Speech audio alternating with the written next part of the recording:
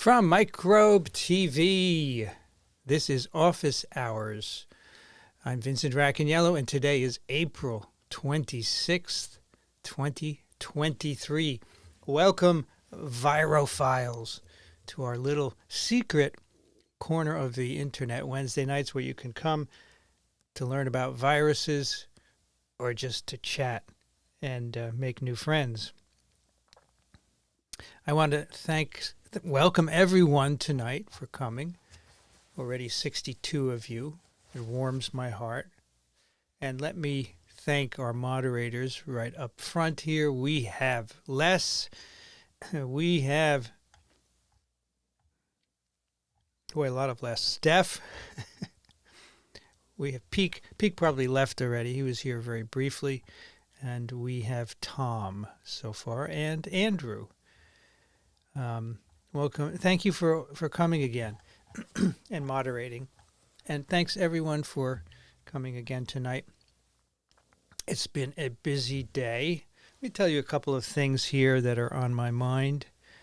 First of all, this is a new shirt, okay? My others are wearing out, so these are hard to find, these button downs with no patterns. For the video, patterns are not good, so need to have a solid color. And I like these kind of pastel-y things. Not easy to find. I think this is a Land's End. I didn't have anything else. But here's the change. I got a fitted one instead of the big ones, which are always floppy, right? So this fits a little better. I think this looks better. And I like the color. And you know, when you get a shirt and it's new, it's just crisp. Love that. And with time, it wears out. All right, so that's the shirt. I got a list of things here in my field notes because Jan, who's not listening tonight, told me, make sure I bring them. I had a great visit at Tulane last Thursday and Friday. I was on Thursday at the Tulane Primate Center, which I didn't know much about, but there are like 8 primate centers throughout the U.S. that do experiments on non-human primates. They breed them. They do contract work, and they have people there doing their own experiments too. They have a 5,000 animal breeding colony outdoors. I didn't see it, but they're outdoors. So that was cool. And then Friday, I went to the medical school in New Orleans. So the primate center is across the lake, Lake Pontchartrain. It's on the mainland. And at Tulane Medical Center is in New Orleans. Had a nice visit with graduate students. I should have downloaded some pictures here for you guys to see.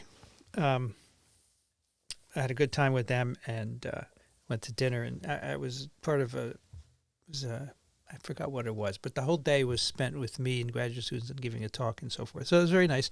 Any of you listening tonight, thank you for being great hosts. It was a lot of fun. Tomorrow I'm going to New Hampshire, taking a bus to, where am I going? Let's see, Portsmouth. Is that possible? Let me look it up on my ticket here in my Apple Wallet. Come on, wallet. Why aren't you? WALL. It doesn't want to do it. Where do I go to the University of New Hampshire? I hate this phone. It's just wonky as hell. Here we go. Portsmouth. Yeah, and then someone's going to pick me up. So that I'm traveling all day tomorrow. 5.5 hours on the bus. Friday, I'm going to meet people and give a talk. And then I come back on Saturday. All right, so that's the visit. Today on the subway, I had an interesting experience. I was coming out of my Columbia University lecture and sitting on the train. This very nice young man with a suit, he's asking everyone, would you like to go to church on Sunday? And everyone is very polite, saying, no, thank you, no, thank you, no, thank you. And there's a lady sitting next to me, and she cheerily says, no, thank you, I am a lesbian witch. And I'm like, oh, my gosh. I've never heard anybody say that before. Isn't that funny? Okay, so that's my subway story. And today in virology class, unusual infectious agents, the second to last lecture of the course. Kind of sad. And, the students are returning. In the last 2 lectures, they've returned. They sit out much of the year because I record all the lectures and they don't come. But now they're starting to come. And that's very nice because I like to banter with them. But unusual infectious agents is a cool lecture because all the stuff that doesn't fit anywhere else. We have viroids, which are RNAs that don't code for any protein. They don't have a capsid. We have satellites. We have virophages. And then, of course, prions, the scariest thing, which you cannot destroy by autoclaving. And they are infectious agents without a genome. Really cool stuff. One of my favorite lectures. And then Monday, the last lecture in the course is therapeutic viruses, how we can take viruses and make them do good things for us. And that's it. And that will free up a lot of time for me because I want to start making short videos again. I think I have some good things to say. People are saying there's no audio. Is that true? I've been chatting for like 5 minutes. There better be bloody audio. Well, Patricia said I hate prions, so yeah, and people heard the witch joke. Okay. Doreen doesn't have audio, but it must be at your end, right? Because I'm good. I'm seeing a signal here. You can hear me. Okay. Here's some news. The other day I was invited to give a talk in Sydney, Australia in September. And, of course, I'm not going to go all the way there and just give a talk at a meeting in Sydney. My host, who actually works for Pfizer down there, said we could arrange a tour.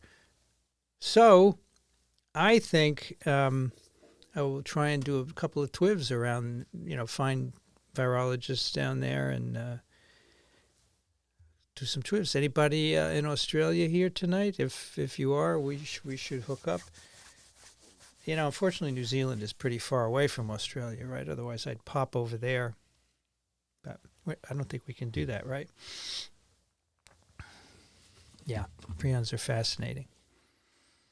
Now, before I get to your questions, I had 2 articles I wanted to just discuss very briefly with you. They're both from the New York Times. I do not subscribe to the Times any longer in protest to their, what should I say, not the greatest science reporting. I mean, at least pandemic virology reporting. Anyway, so Jan kindly sent me these 2 articles. So here we have, this one is by Ian Lipkin. Finding the origin of a pandemic is difficult. Preventing one shouldn't be, right?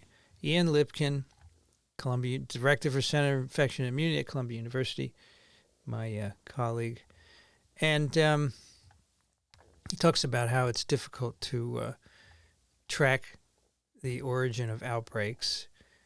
And, he says that it gets politically contentious and personally contentious. But he says what we should be doing, he said we should figure out where it came from. What we should do is improve our ability to track viruses, right? Right here, this little sentence. What we must do is improve our ability. Now, you may know that Ian Lipkin has a program called GAPP, G-A-P-P, I believe, where he wants to set up screening laboratories in different countries. And so this is really a plug for that. He does say wildlife markets should be banned as well as all trade in wildlife as food or pets to reduce human exposures. But he says for $100 million a year, we could do surveillance, and that's a fraction of the $10 trillion that this pandemic has cost us. And so I think it's an interesting article. It's basically a global surveillance system, right, where you go to high-trafficked areas and just screen people randomly. We must not get stuck in endlessly rehashing the origins of COVID without action. Okay. You may know that Ian is going to testify in front of a House Select Committee which on the origins, including Marjorie Taylor. So when I was in Tulane, I had breakfast with Bob Gary, who has been on TWIV a couple of times, and he's testifying in front of that select committee. So it should be interesting. All right, so that's that one. Then the other one is Dr. Fauci looks back in his most extensive interview yet. Yeah, I wanted an extensive interview. You only give me half an hour on TWIV. I wanted to do an hour or an hour and a half. So don't brag, New York Times. It's just because you're a big news outlet that you get this. Not quite fair, though.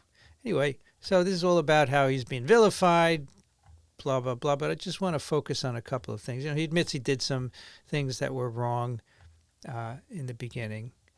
And so one of the things that comes up here is that rates of excess deaths were 76% higher among Republicans than Democrats throughout the pandemic. And he's like, why should this be a politically driven thing? It shouldn't be, obviously. It's all about free people's perceived freedoms. So he goes through some of the things he did wrong, like saying not wear a mask, and this is not going to be a big deal, right? He did say that, although he says, I said, but it could change any day. And I wanted to get to one part that I think is good here about the vaccine. There's a little smoldering level of suspicion. So he says, I think almost paradoxically, you had people who were on the fence about getting vaccinated thinking, why are they forcing me to do this? And that sometimes beautiful independent streak in our country becomes counterproductive. And you have that smoldering anti-science feeling, a divisiveness that's palpable politically in this country. I think that's true, right? The forcing people to do it turned a lot of people off. But of course, that's what we do with our kids. We make them get vaccinated to go to school. Vaccination as a public health policy doesn't work unless it's mandatory. So what's the big deal? I just don't get it. What are you worried about? If people who know aren't worried, why should you be worried? And he also says here, communication in pandemics is difficult. Really? You get so many different people with their own sets of data that are not real data. And this is a theme that came up all the time, right? I like that as well. But I do disagree with some of the things that they say here. Let me see if the highlighting is going to come through. It's all about herd immunity here. Where is it? Oh, please. Here we go. The classical definition of herd immunity has been completely turned upside down by COVID. Well, actually, I don't think it's been turned upside down because I think the definition has been wrong, as one of our colleagues would say. Herd immunity is based on two premises: that the virus doesn't change, and two, that when you get infected or vaccinated, the durability of protection is measured in decades. Protection against what? You never have protection against transmission. So how does herd immunity work? I'm puzzled, frankly. And everyone was saying at the beginning it's going to be 70, 80%. Immunity is going to give you herd immunity, but it didn't, because you don't have herd immunity against infection. You have herd immunity against disease. Now, this one, vaccines protected well against infection and disease. No, they did not protect well against infection. They protected well against disease. We did not check people. Well, in the first 3 months after vaccination, yes, they protected against infection. But after that, no. So why is Dr. Fauci talking about that? And then he says that Omicron evades immunity so well that a vaccine doesn't even protect very well against infection. Well, it doesn't anyway. I just disagree with this, Tony. And then the interviewer says, my understanding is it's very hard, if not impossible, to stop transmission with a pathogen that reproduces in the upper tract. And that's absolutely right, because antibodies will go down and then the memory response will not kick in right away. But Fauci says that's true but unrelated. No, it's not. I disagree. He says it still doesn't change the concept of herd immunity. I don't even think we know what herd immunity is. Here's another one. When you looked at the titer of the virus in infected and asymptomatic people and a virus in the nose of symptomatic infected people, it was the same. This is a big surprise. We're dealing with a disease the likes of which we've never seen. That's not true. Many viruses have asymptomatic periods where they're shedding. I don't know why he's saying that. Come on, Tony. Here's a good one. We probably should have communicated better that the clinical trials were only powered to look at the effect on clinically recognizable disease, symptomatic disease. Although, at least with the ancestral, they did protect against infection. Now, he says a great thing, and then he puts his foot in his mouth because they only protect against infection for a couple of months after vaccination. But, the trials were not powered to look at infection. They weren't even designed, never mind powered. So that was a big issue, that people got disappointed when the antibody levels went down and suddenly we were getting infected again. But yeah, that's all about communication. The press never got it. We hammered it in over and over again. So there's some good things in this article, and there are some mistakes. Let's see. I think that was the last highlighting I got there. So one more thing. Oh, this is an interesting point. She's talking about during the AIDS pandemic, the gay population was pushing back. The gay community is very, very different. There is a bit of a connection there. A segment of society that was bucking against what the government was trying to do. And Tony says, after he listened to them, when people are pushing back at you, even though they are in many respects often left field, there always appears to be a kernel of truth, maybe a small kernel of truth in what they say. That's quite interesting, right? So maybe if you have an anti-vaxxer, you should engage them and say, what exactly are you worried about, right? What is it that you're worried about? Calmly, and maybe that's useful. All right. That's what I wanted to say. What we'll call it, the monologue, right? Because, well, it is just me tonight. So let's see what's on people's minds. So a couple of people like the new lecture that I made this year for the course called The Tale of Two Pandemics, where I combined HIV/AIDS with COVID-19. And I think HIV/AIDS has always required its own lecture because it's a big deal, but not COVID yet. So the outcome was to share the lecture. And so Lise liked it, and so did Noir. Good. Thank you very much. Yeah, we're talking all about a tour. After having done TWIV 1000, which was fabulous, live event, I love it. We're going to do some tours in cities, big cities, and small venues, small venues. And we're talking about New York, Boston, Chicago, maybe Atlanta, San Francisco, L.A. I don't know, something in Canada. I don't know what would be a good city up there. I'm not really familiar what's going on. But we'll work on that. TWIM on video. So today I released one of the first in-studio TWIMs with video. Usually, when we do live events, we do video. That's what we're going to do in June in Houston.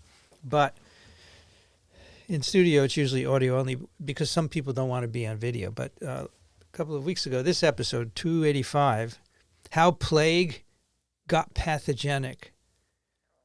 It was just Michael and me. So I said, hey, Michael, you mind if I turn on the video?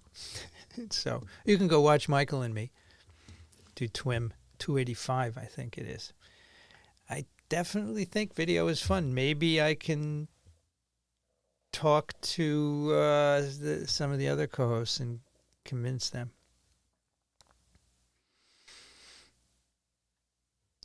Hello from Coxsackie, New York. I just think it's so funny that you're in Coxsackie, a city I've been thinking about for 40 years, right? Because of Coxsackie virus. You should have come to TWIV 1K. It was funny. No, it wasn't funny. It was fun. Sorry. Parts of it were funny, but I had a really good time. And then the reception afterwards was the best part, right?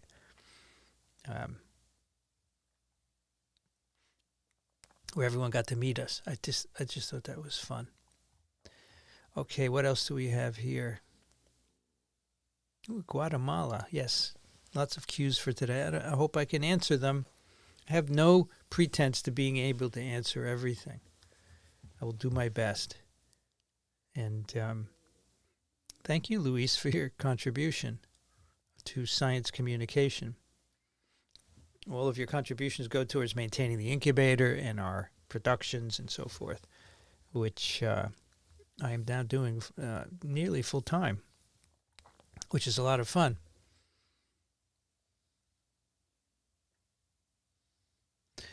Heather, I probably can't watch the whole chat, but I want Vincent to see more people live watching. Heather. I don't think this is Heather from Virology. I have a Heather S in my class, but I don't think this is Heather S.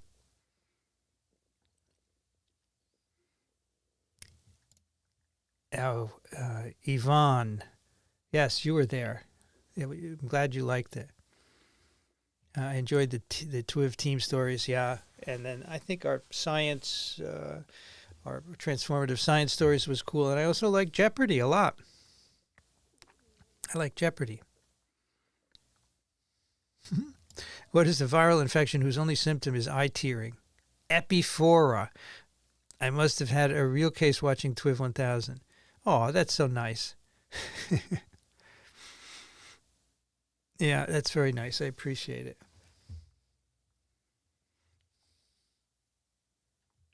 Hello from Phoenix, Boulder, Colorado. We have Buffalo, Dayton, Ohio. Yeah, it's Wednesday. Although in some places of the world it's not, right? Oh, you're still here. Okay, go. You're supposed to do something other than virology, right? But you can stay here. It's fine. Oh, you're going to disappear. Hello from Singapore. You know, I was in Singapore in December 2019. I'm not sure I'll go back, though. It's really far. Oh, here we have a Sydney person. I'm going to Sydney in September for some talks. Puget Sound. There you go. Sometimes these names don't come up. There you go. Right near Mark Martin, our friend, who sometimes is on this stream. Hello, Animal Party. Good to see you again. How's everything going? Hello, Chicagoland.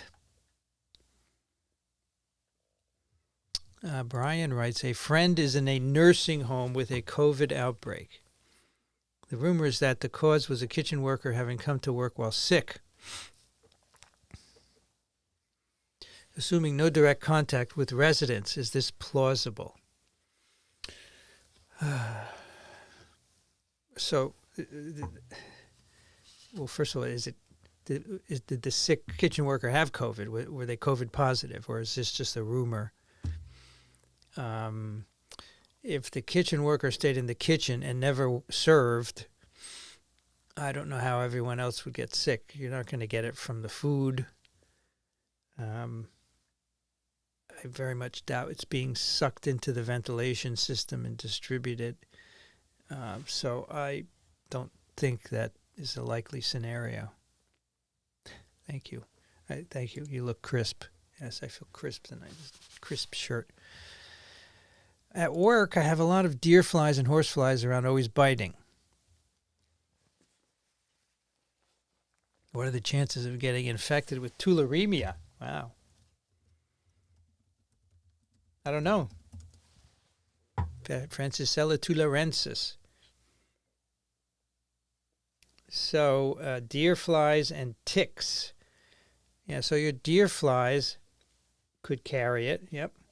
In the western United States. So first, if you're not in the western United States, it's not a worry. And I think it's quite rare. Yeah, deer flies. So it is not a huge... Here, let's look at some numbers, okay? A map of reported cases in the U.S. 2020. There look to be... how many? Going to give us a total 150 cases in the whole U.S. in 2020. So it's pretty rare. I wouldn't worry about it. It's always good to avoid being bitten, but I don't think it's a big deal. My dad, you got a shirt with 2 pockets? Yeah, this just has 1. I only got 1. Well, I wanted to make sure the size was good. It's good. What is it called? The tailored fit, right? It's just a little slim because my other shirts were all flapping all over the place. It doesn't feel right. A bad feeling when it's all flapping around. Did I visit Vivian in Tulane? Vivian who? Vivian who? Not ringing a bell. I did visit a bunch of cool students, though. And so maybe I will just kind of chat for a minute while I pull up some pictures of them, because I think you might like to see them. I got to open up my photos. Maybe you recognize some of them. This is really a fun visit. The students were very enthusiastic. You know, I like when they're enthusiastic. All right, where are these pictures? Okay, this is one, so we'll download that one. And as I say, we'll see Bob Gary. That's good. And then we'll see these students. And then we'll see this one at the Primate Center. And that should do it. Okay, so let me pop some of those on. Come on. Downloads. Okay. Where is it? Where are they? Image. No, image. This is Bob Gary. Right?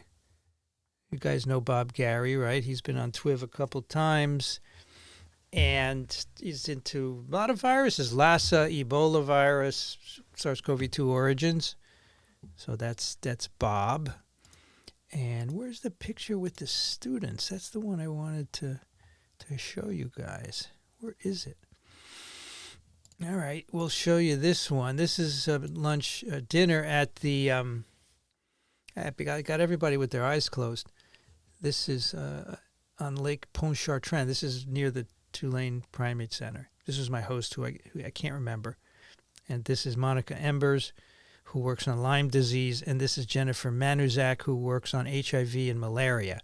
And I'm going to get them both on the podcasts. They're really good. All right, this is a student whose name escapes me. There you go.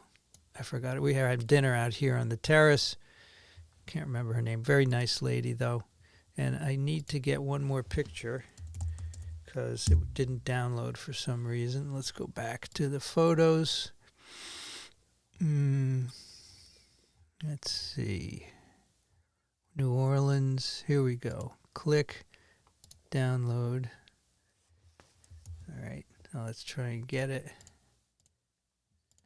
Oh, I keep getting the wrong one. Why? Why does it keep giving me the wrong one? Here it is. Bunch of students at lunch. Lovely, lovely bunch, right? This is at Tulane Medical Center. Okay, so there we go. That was Tulane. And so I don't know who Vivian is. Sorry, that's a long answer that I don't know who Vivian is. Sorry about that. Okie dokie. Pontchartrain. It's not Pontchartrain. I would have said it French, Pontchartrain. But what do I know? Did I try Cabielis? No, I didn't. Went to a jazz club, though. It was really good, But it wasn't like the Des Pommiers Jazz Quartet, which is modern jazz. This was, New Orleans stuff. A lot of trombone and trumpet, right? Cleveland, Ohio, huh? Well, I'm going to be in Columbus for ASV in 2 years. I did not go to the Oxner Clinic. No, I did not.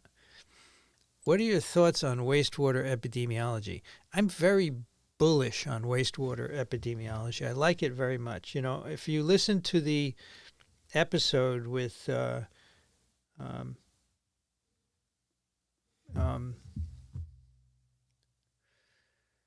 Lori Garrett, she talks a little bit about the history of wastewater sampling, and very powerful. I think we should use it for a lot of things, and it's not being used very much for polio, but it should be. CDC doesn't want to do it because they think it's a containment issue, okay? which is not really makes sense because poliovirus is everywhere. So what are we going to contain it?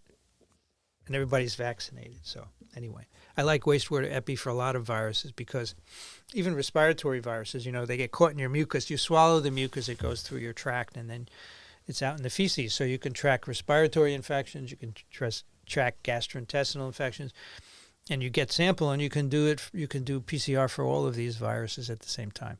So I think it's a great early warning system. It may give you a couple of days advance notice of what's going on. And you can be very granular because buildings have their sewers and they connect in the basement. So you can do office buildings. You can do dormitories, schools. It's really cool. I like it very much. Uracil 87. Uracil 87. You're unlikely to want to go to Portsmouth, UK. But I was in Swansea in the winter once, and that was really brutal. It was really cold, and I stayed in the dorm for a meeting, and the dorm, let's say that my toes were going through the holes in the sheets. The bathroom was down the hall in a closet.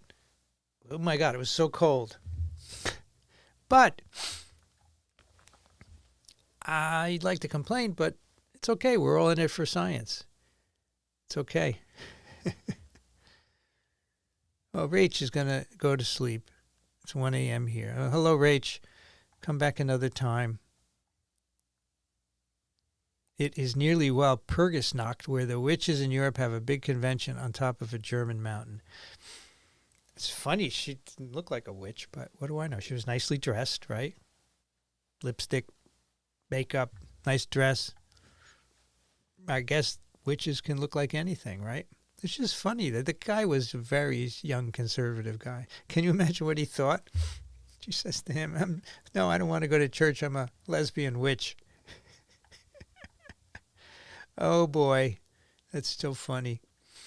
One short video on the evolution of conserved elements. Yeah, we can do that. I want to do a bunch of short videos now. I think that is where we can really shine. Short stuff that people can consume quickly and get the point of what's going on. You see all these YouTube channels where people do that, right? Especially political pundits. There's a guy in front of a mic and he's talking into the camera and he's saying why this is that. I could do the same thing for science. Why not? I mean, I have done it a little bit, but I want to do it every week. So I need a production schedule. I need a production person to help me.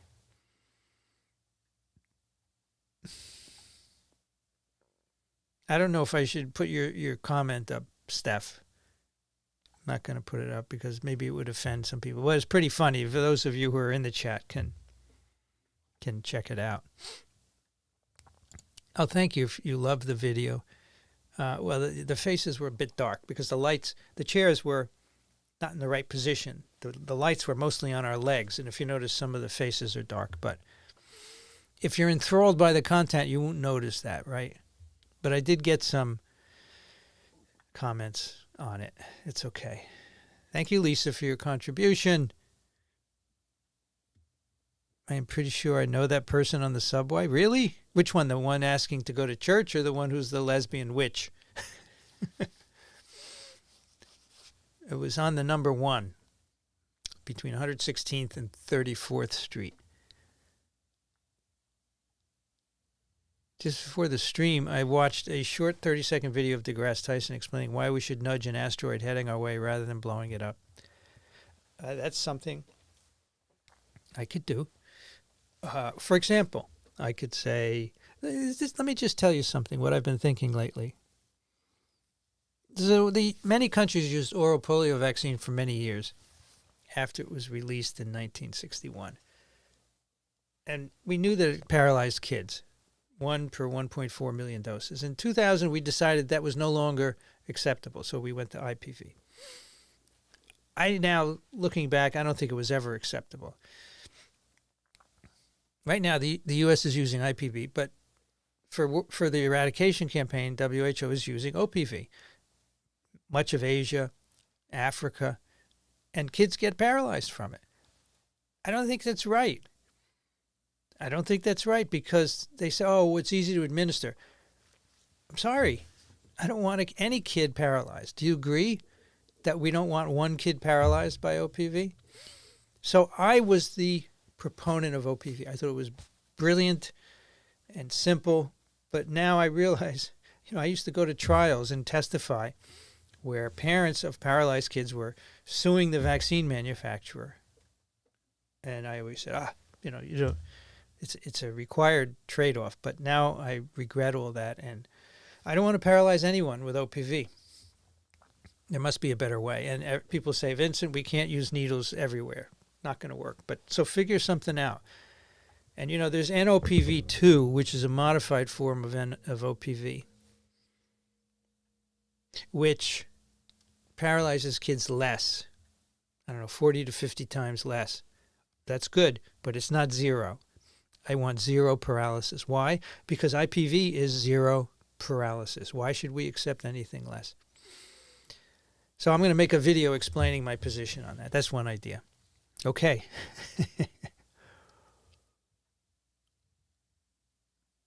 Can't wait to listen to the Aussie virologist. Yeah. Last time I went to Australia, not only did I do TWIVs, but I did TWIMs. I can do that, I can do that. So I would like to do a bunch. The question is, should I just stay in Sydney and go to institutions there? Melbourne is a good place too, but got to fly to it. Come to Singapore on the way to Sydney. It's a long way, right? And I want to fly direct to Sydney. There was a direct flight from Newark to Melbourne. There must be one to Sydney, right? Because when I went to Melbourne last time, this was terrible. New York, San Francisco, Sydney, Melbourne. Oh my gosh.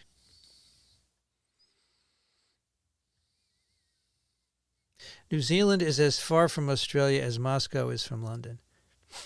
How far is Moscow from London? How far is Sydney from, all right, we'll just say New Zealand. 1,300 miles. It's like 10, 11 hours, right? Is that right?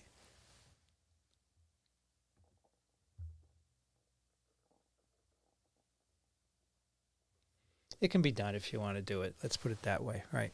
Anything is doable. If I'm going to go all the way down there, I might as well combine stuff. All right, in Sudan, there was news of a lab being overtaken by fighters and worry of a germ bomb. So let's see what's going on here. So, yes, Sudan fighters seize a lab. So what is in this lab? Contains samples of diseases and other biological materials. So first of all, CNN, it doesn't contain samples of diseases. It contains disease-causing agents. You can't have a sample of a disease, okay? Disease happens in the organism. What kinds of diseases? They have no control over the laboratory. We have polio isolates in the lab. We have measles and we have cholera. Well, if that's it, that's not a big deal because we have vaccines against measles and polio, obviously, and cholera can be treated. But, I don't know what else they have there. The thing is that, these terrorists or whoever took it over, Sudanese fighters, if they want to contaminate themselves, that's what's going to happen if they try and use this stuff because they don't know what they're doing. Just open the vials and pour it around? No, that would be really dumb. So I'm not worried about it. I'm extra creeped out about prions. Yeah, you can't autoclave them. It doesn't do any good. You can't boil them. Nothing works to inactivate them. I was telling my class today this. This is really good. And one guy said, "How about fire?" I said, "Well, yeah, you could burn it, but that's not a good way to sterilize things, right? Burning." Okie dokie. Let's see what Doreen has to say here. Nominated for the Team Doreen tune. Willie Nelson's "My heroes have always been cowboys because my heroes have always been scientists." That's really good. I like that. Really good. Yeah, I could get Eddie, but Eddie's going to be on TWIV from ASM in Houston. You know, if I could renew my darn membership, it's just go to the website because I let my membership expire. Click join. Then there's another button. Click join. It brings me back to the first button, and that's it just goes back and forth. What am I doing wrong? I'm logged in. I can't do it. I can't get it. It's ridiculous. Fly Air New Zealand from New York to Sydney with a stop in Auckland.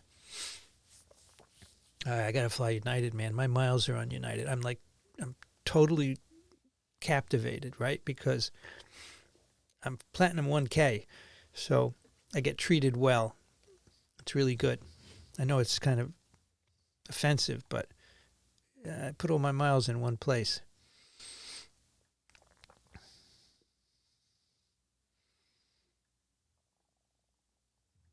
When in Australia, see Dr. Susan Oliver. I'll write it on my list. I have my trusty field notes here. See? I love the pumpkin. It's so cute.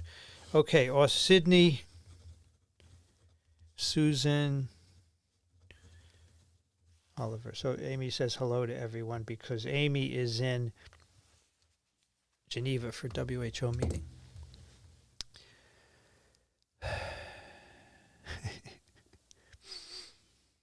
Viroids are fascinating.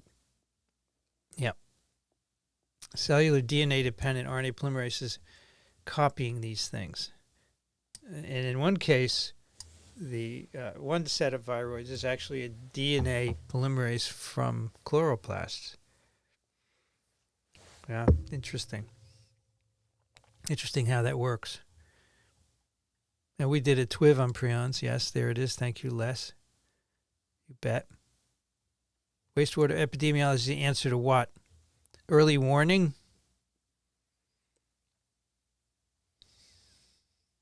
It might be. I wonder how soon ahead you could pick up. You'd have to be doing sequencing, though. You can't just be doing PCR because you don't know what to look for, right? I thought Wallace Wells was unnecessarily antagonistic to Fauci in his question. Yeah, of course. They want to sell newspapers. I don't think he even should have interviewed him. No, he's not a health scientist. He's a climate change guy, right? Anyway, I should have interviewed him. Or Rich Condit, or both of us, or Kathy. Yeah. But there you go. I don't need to get paid, New York Times. I do it for free.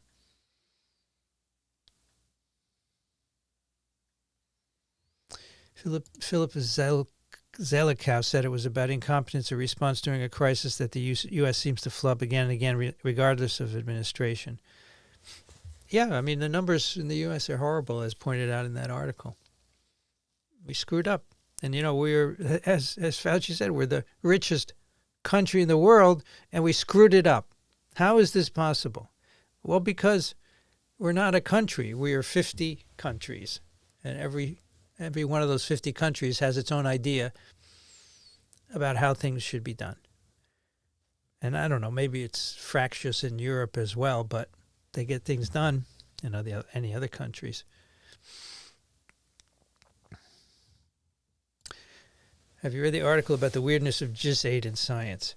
I didn't, but I was talking to Bob Gary about it. And, you know, he said they're trying to rewrite history. They're claiming they were the first to release the sequence. Now, here's the thing. Apparently, George Gao, who's former head of China's CDC, is good friends with the head of GIS-8. So something's going on between those two. They want to rewrite history. There was an article about China rewriting the pandemic history to make them look good. And maybe that's part of what's going on, right? Sucks. Hey.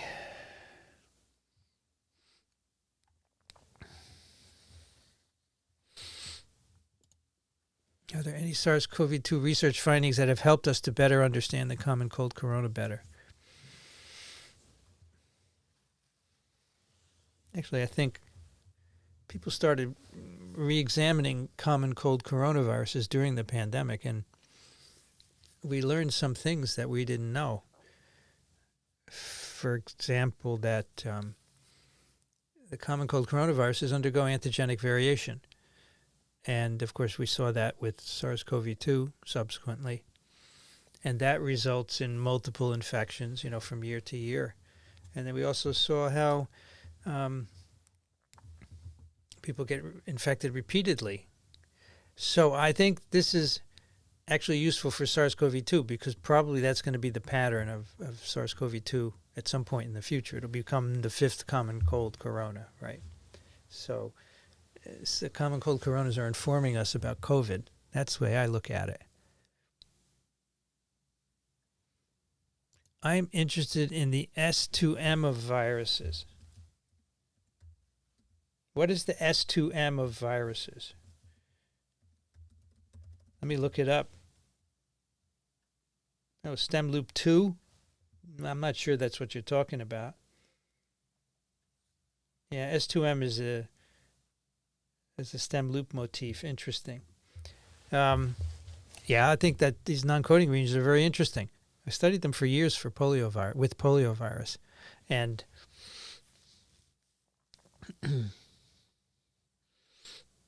the major attenuation determinants for poliovirus are in the 5' UTR in a stem loop. And there's a lot of pressure for those to revert, to restore fitness to the viruses. Thank you, Rob, for your support of science communication. Don't get stuck to the fence by fungus. Support TWEVO. Thank you, Rob. Appreciate it. What primates do they work with, and what viruses and other pathogens? Right. So they have mostly rhesus macaques, which Jens Kuhn will say is not the right name, but I'll leave that for a future TWIV when we read his letter. It's really good. But they mostly that. And if they need some others like African greens, vervets, they will bring them in from another facility. What do they research? Well, they do a lot of contract research. So if you're a company and you have an antiviral and you want to test it in a non-human primate, they'll do the experiment for you and give you the data at huge cost, of course, because they're very expensive. But so they have a BSL-3 laboratory, so nothing over BSL-3, and they do a variety of viruses and bacteria, but I don't know the specifics. Of course, the contract stuff is going to be confidential. But there are people working on viruses there, but I actually didn't get to talk to them, so I don't know what they're doing. It was a gross error not to educate everyone about infection versus disease. Should have been PSAs, I would say, by TWIV on every channel, because we were hammering this in from the beginning. And nobody was listening, or very few people. You folks here were listening to us. I appreciate that. But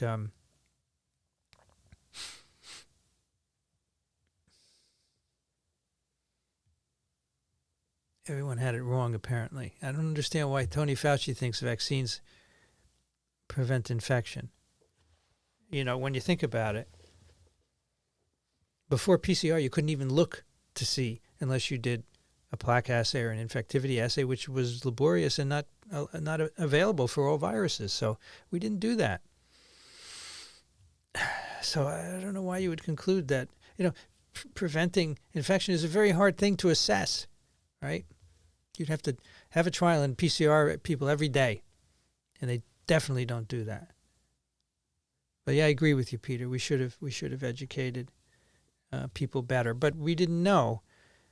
And the one podcast that does the best educating about virology was just, was pretty big, but it was still not mass because it's too long and too complicated.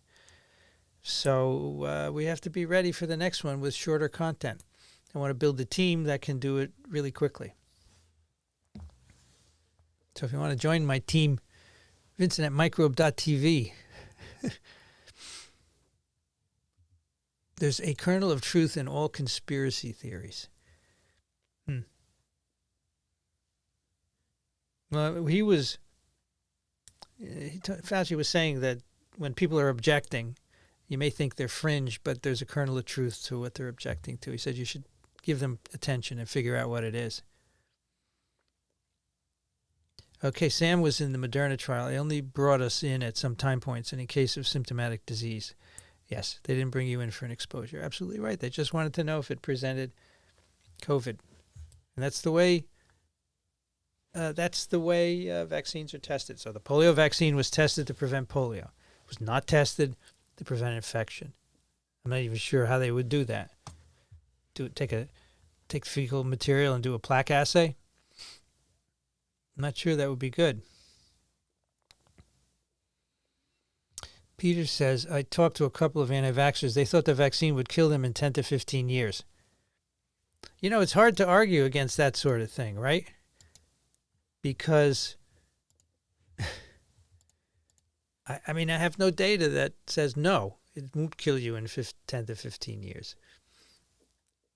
I mean, no vaccine that I know of is going to kill you in 10 to 15 years, right? Polio vaccine will paralyze you within weeks. So all you can say is we don't have vaccines that do that. But could you say, no, it's not going to kill you in 10 to 15 years? I would say it's not likely. It's highly unlikely to do that. But I told Lex Friedman, we have no data suggesting that there are any side effects that would lead to death in 10 to 15 years. I mean, what, as Paul often said, what are we talking about here in 10 to 15 years? If a vaccine is going to hurt you, it's going to do so within the first weeks of getting it, like myocarditis or blood clots, right? We don't have this 10 to 15 year stuff. That's kind of a smokescreen. The people, they want to, they say something that you can't counter, essentially, right? 10 to 15 years. I can't counter it. But on the other hand, it's not happening, right?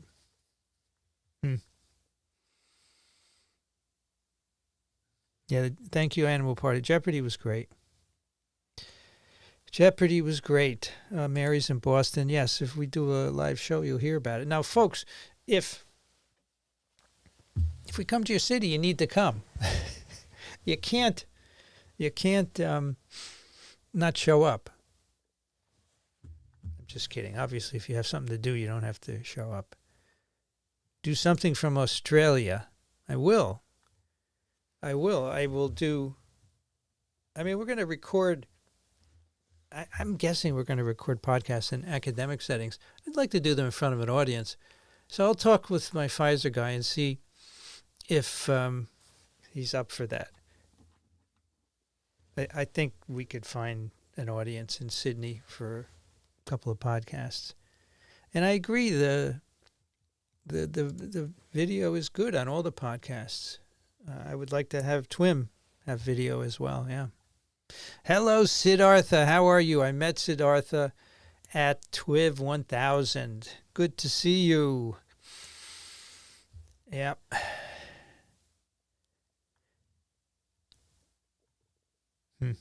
If you come to Vancouver, I would do my best to attend the show, as long as I'm in town. Okay, so Heather's not in New York. Thank you. That clarified that for me. I don't think we're going to go to Vancouver. I'm not sure that it's got enough of a science-loving audience to do that. So the great city, though, I agree. Thank you, Siddhartha, for your contribution. Really appreciate it.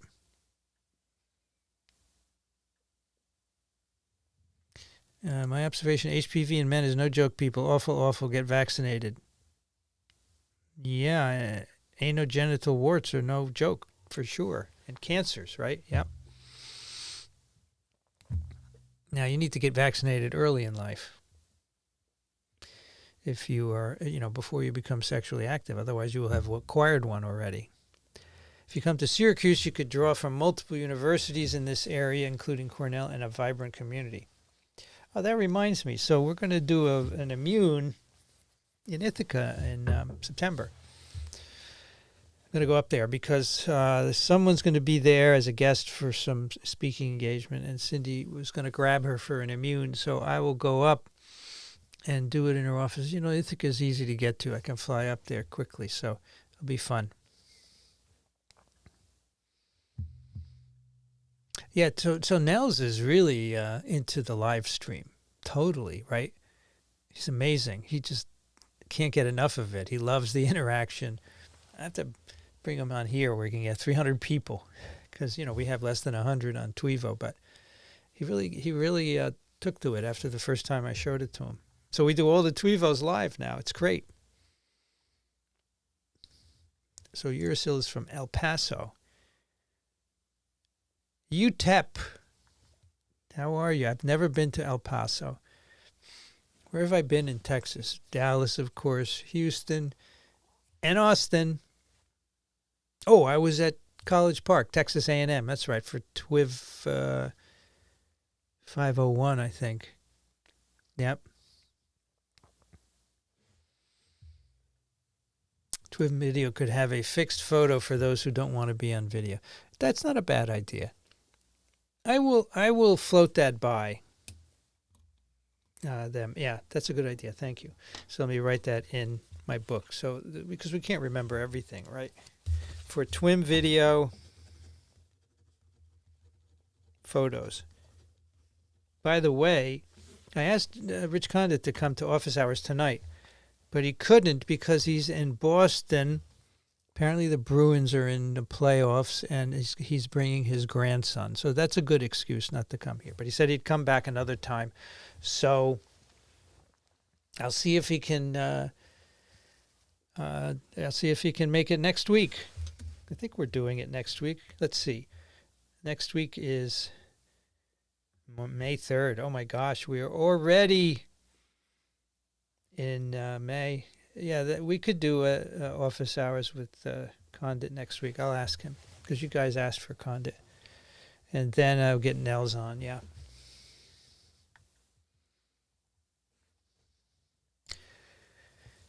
So Tom writes, HIV and SARS-CoV-2 pandemic commonality is the vexing issue of deadly disinformation, including from credential academics and social attitudes. Virus depends on host behavior. Yeah, absolutely. So I make sure to point out that AIDS was called GRID for a while, right? Gay-related immunodeficiency. I mean, how the heck can you name a disease like that? It's just so insensitive from a public health standpoint, right? And then the president doesn't want to admit it happens until his buddy Rock Hudson gets it. And then there's infighting between CDC and NIH. And lots of disinformation. And of course, remember the HIV people said that HIV came from a lab. By the way, Bob Gary's been accused of releasing Ebola from his lab in Western Africa, where they don't have any virus, by the way, but still he released it. So this is a real problem. And tomorrow, actually, there's a meeting in New York City, which I'm attending via Zoom, to try and figure out how to fight these attacks on science and scientists. What kinds of activities should we do?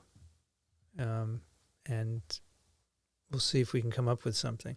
I mean, I think TWIV has a big net, so we can use TWIV as part of it, but there has to be more. Can't adenovirus cause tearing? I would think so. It is causing eye infections, and so that would be a common response to that. Yeah.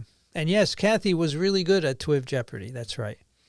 She got a lot of the questions that I didn't think a lot of people would get. Yep. Checking in from Paso Robles. Oh, my favorite red wines come from Paso Robles. I can't tell you which ones because whichever one you buy, it's really good. Good for you.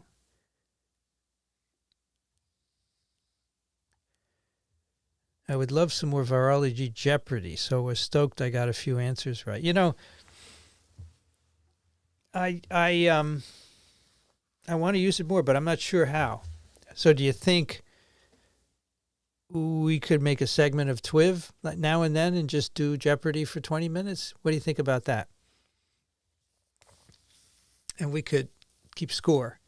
Not dollars, but we could just keep score and see who has. Yeah, we could use the dollars. So I don't know. I think a TWIV part now and then would be fun, right? We had a lot of questions we didn't use also. And the software is cool. which does that. Let's see, where would I have it here? So Brienne got this PowerPoint deck from, I don't know where she got it from, TWIV Jeopardy. Let's open this here and see if any of you can get some answers or questions, right?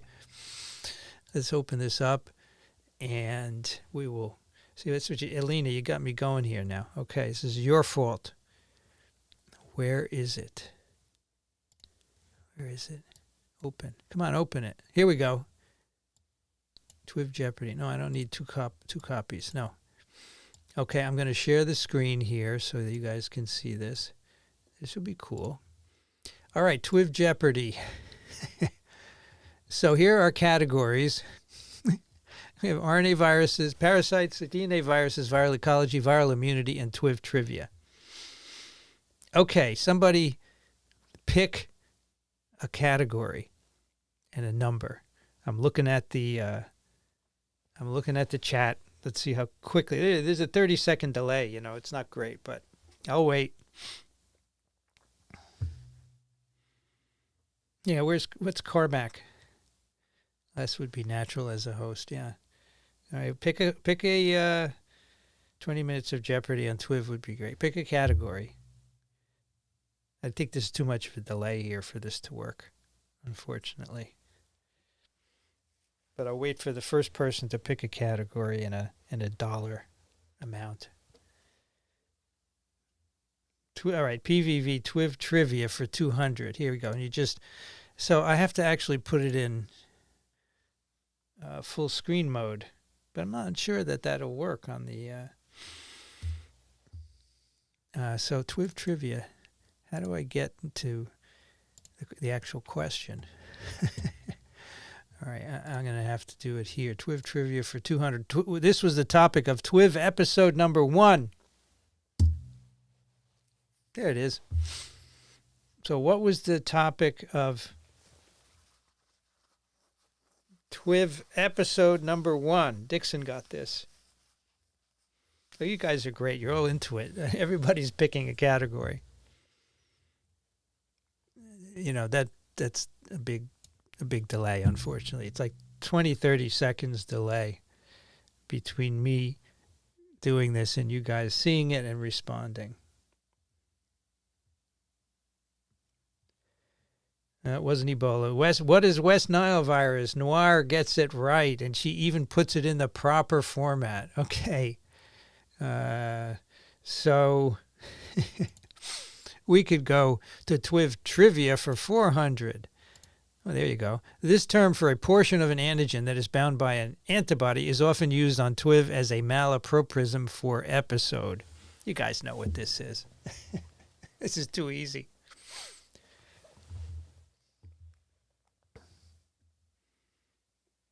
Set playback speed to 2x to make delays as short as possible. What playback speed? I don't have any playback speed, Peter. Virus game shows could be a whole new live stream. You're right. It really would be cool. What is an epitope? Aerosone. Got it. Yeah, everybody else is getting it. Oh, you guys are great. You like this, don't you? Let's do TWIV trivia for $600. This guest joined an episode from the International Space Station. We'll just do TWIV trivia because it takes too long. But this is a lot of fun. How do we deal with the lag? That's the only problem here.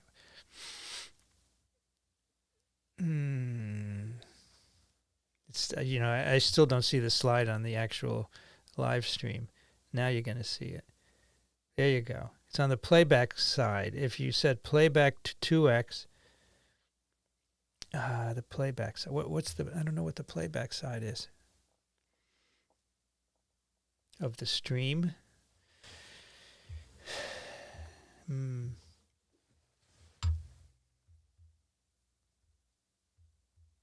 Stream settings. No.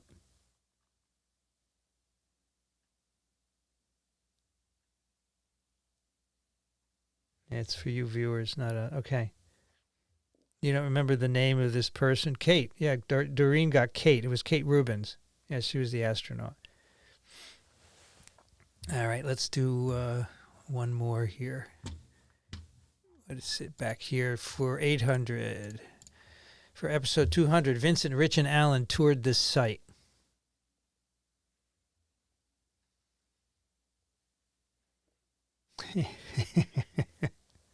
This is good because it engages you guys, right? You're part of what we're doing here. I just wish we could. Somebody with tech background figure out how we can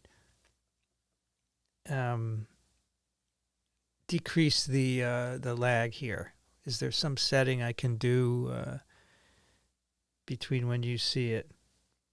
What is the needle? Ted Skeels and Lise and Leo and Luis. Yeah, you all get it. All right, one more. I don't think we exhausted that. Was that 800? Yeah. Let's go. Let's do the last one in TWIV Trivia for 1,000. Vincent says this tagline as the ending of each episode. And this is what I got wrong, actually.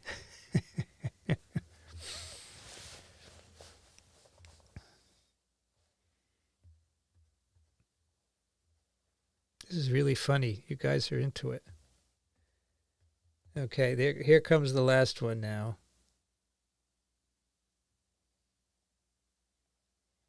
There you go. You know this.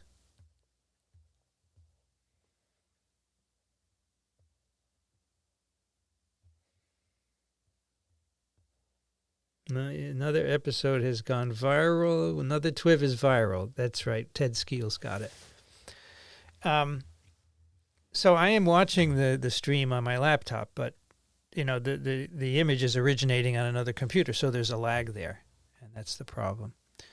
Anyway, so that's fun. We had a lot of other categories, so I'm not going to show them to you because we'll keep it for another.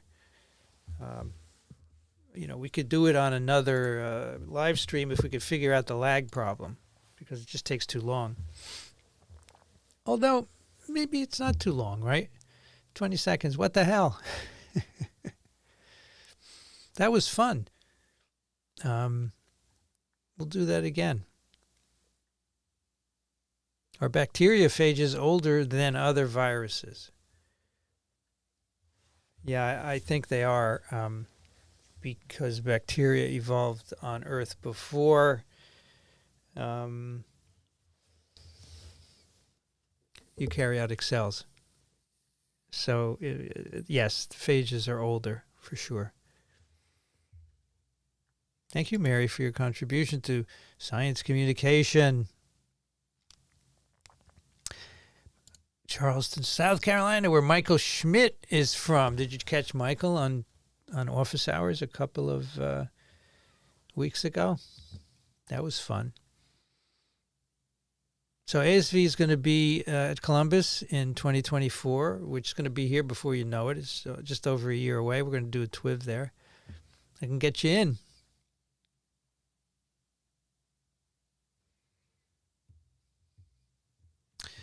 All right, so Patricia's going back to the chef in the kitchen. So the problem is the timing, right? So the chef could give it to someone, then that person would have to incubate and come back and infect people. I mean, I'm thinking it's not the actual people living there. They're not going in the kitchen. Let's say a staff person goes in there and gets it from the kitchen person. And so then the staff person is infected. There's an incubation period, and they come back and they interact with people. Yeah, so that is possible. So, yeah, you're right. Thank you, Patricia. Heather, the ER nurse from Canada. Your knowledge has helped me pass on vaccine and virus knowledge to so many patients. Thank you. Thank you. We really appreciate it. Yeah, I have a Heather S. in my virology class. Yep. All right, so Vanity. Hello, Vanity. Welcome. Says the lag is not that bad. That was great. Okay. Don't look at TWIV 1000 to study up. But next week I will do some more, okay? I promise. We'll do some more TWIV Jeopardy. and maybe I'll make some new questions, right? But I also want to make it part of a TWIV, right? Dixon got a few. Thank you, Noir, for your contribution. I love Twin. I have one. I'm waiting for the video to go out. Did he give me his video? Let's see. If so, I will post it right after tonight after Daniel's clinical update. Let's take a look if my editor sent me the latest Twin. You're going to like this one, Noir. Everybody's going to like it. TWIV renders. There it is. There you go. Okay. This is very cool. It's a story about, there's a paraneoplastic disease. So it's like not cancer, but kind of like cancer. It seems to be caused by an immunological reaction to virus-like capsids that are produced from a gene integrated into our genome that's normally expressed only in the brain, and somehow it gets out, and in the periphery there's an immune response, and that causes this disease. It's really cool. You're going to like it. Toronto, huh? Toronto? Yeah, well, we'll go to Boston. Toronto would be cool. All right. Animal Party is so busy with school. All my patients and future patients as a family nurse practitioner have you to thank for inspiring me to go back to school. So grateful. Well, I think you're giving me too much credit. You're giving us too much credit. You should give yourself all the credit for getting inspired. You're the one who's doing it.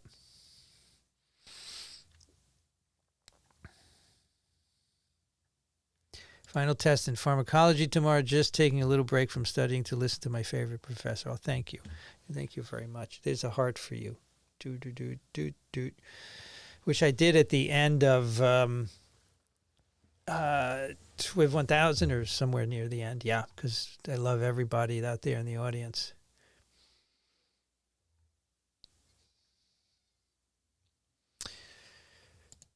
Okay, does aluminum adjuvant in Hep B vaccine and its adverse effect worry you? It's given to babies at D0 2 more times before your 1-year-old in the USA. Yes. Well, there's no issue with it. I don't know of any safety issues with that adjuvant. It's very small quantities, right? So, no, it doesn't worry me. If I saw something that would worry me, I would mention it. Did you see something? Do you have a paper that you could send me? If so, Vincent@microbe.tv, send it and I'll have a look at it.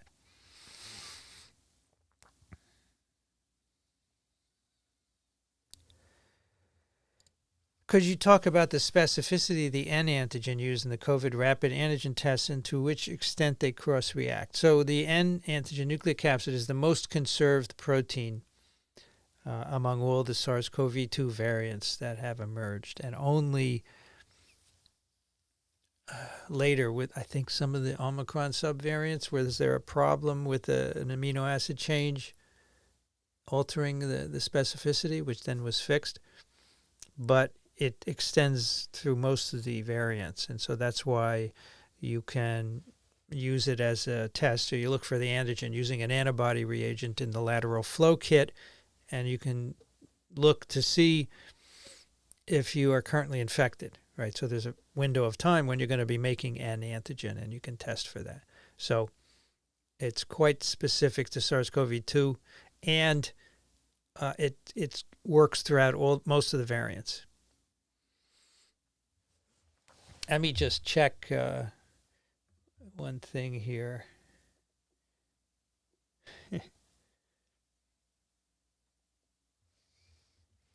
An antigen test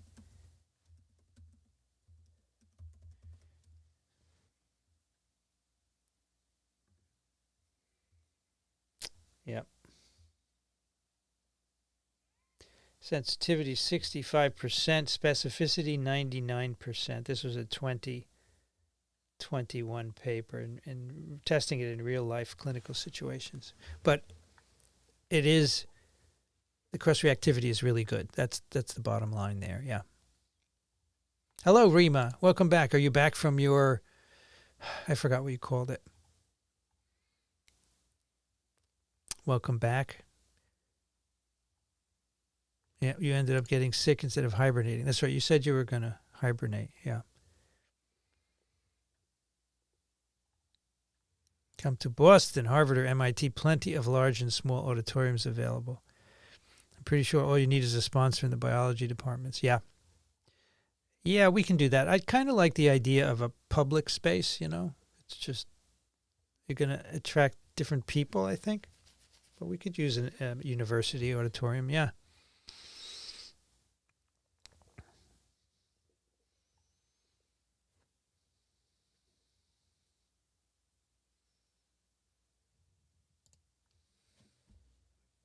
Infectious bronchitis virus vaccine studies in chickens substantiate prevention of infection by vaccines. Reinfections occur in a short time span with corona is the same after vaccination. I don't know what you're saying here. How do you know there's not antibody there so shortly after vaccination? And are you saying that there's high levels of antibodies constitutively? And where is the vaccine? Where is IBV replicating? And are there high levels of antibodies there? So you have to be careful here that you're not within a 3-month period. Reinfections occur in a short time span with corona is the same after vaccination. Well, if the corona is immune evasive, yes. If it's an Omicron variant, then yes, you will have a reinfection in a short period of time, but you will still have protection against severe disease. That's really the point, and that's what you want. But most infection prevention by vaccines is within 3 months or 16 weeks of immunization when antibody levels are high. And so I find it hard to believe that they would stay high that far beyond that. Mm-hmm.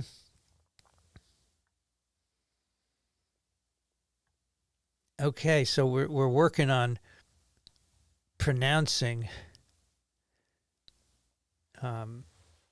Pontchartrain. I'll get to it. Someone has a thing here about it. Cabela's is a store that might have shirts you may like. Okay, I didn't go. If that's in New Orleans, I didn't go there. No. You can write a book of all the odd things at 116th Street. Oh, man, sure. Anywhere in New York, you can write a book at all the odd things that happen. It's such an odd place. And the thing that's too bad is that people, they don't want to talk to each other. They want to look at each other because they're afraid, right? And I understand that. But I look at all the people on the train and say, how many interesting people are here? It would be so cool to chat with for 2 minutes. You know, it's too bad that they're looking at the ground or they're looking at their phone. And I'm looking around. I don't look at my phone in the subway. My phone doesn't get a signal.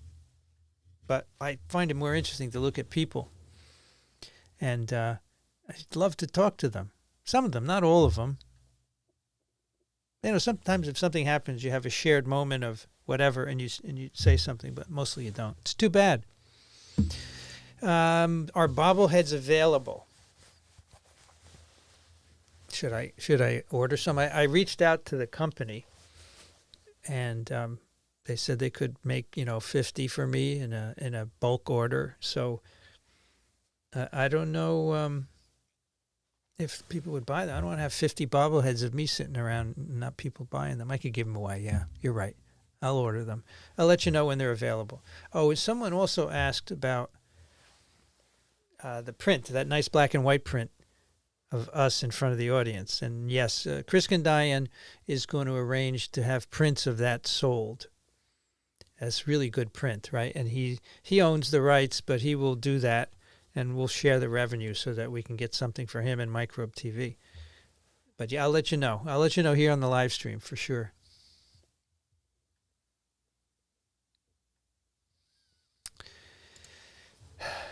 With apologies for didactism, witches and witchcraft are growing as identities in contemporary feminism. Okay. Let's see. I didn't realize that. Lesbians have a historical connection with witchcraft. Huh. So it's a thing. Growing as identities in contemporary feminism. Okay, I didn't know that, Aerozone. Thank you for the information.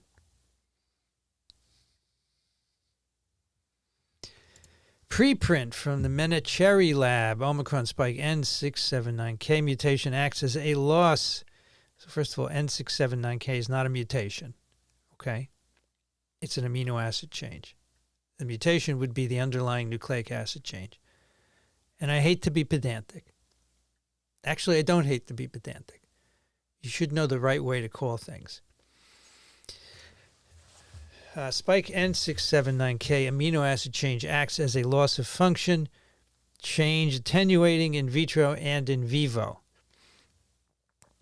So what it means is in cells and culture, the virus grew less well. And in an animal model, whatever one they used, probably some kind of a mouse, it was caused less disease. And I don't know what they're measuring as the endpoint of disease. It could be weight loss. It could be death, depending on what transgenic model they're using. But yes, the resulting disease would be milder in the animal they used. Whether it's milder in humans, we don't know. Hard to extrapolate. But, Daniel Griffin says, Omicron is not mild. It's killing my patients. So I don't know what this means. I think a lot of the supposed mildness of Omicron comes from population immunity. And so this kind of muddies the waters because it's a single amino acid change, which is reducing virulence in an animal model. And the same thing from Mohsen Saeed on TWIV a few weeks ago, right? Same observation. But you have to be careful extrapolating from animals to people. Now, someone would say, but Vincent, overall in people it's milder and in animals it's milder. Isn't that enough? But it's not milder overall. It kills people. So let's get the terminology right. Let's get the data right. And we're not there yet. So this means it's attenuated in mice. And I don't know beyond that what it is. Hello, Markle. What animals are we at risk for acquiring prion disease from? Cows, yeah. And maybe deer. Yeah, because deer have a prion disease, and it seems to be increasing in incidence. So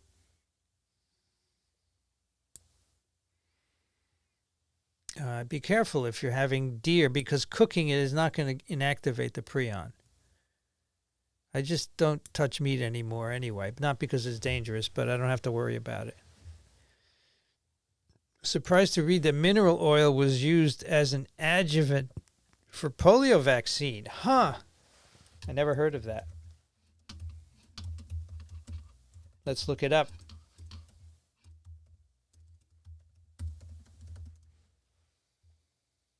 (1963).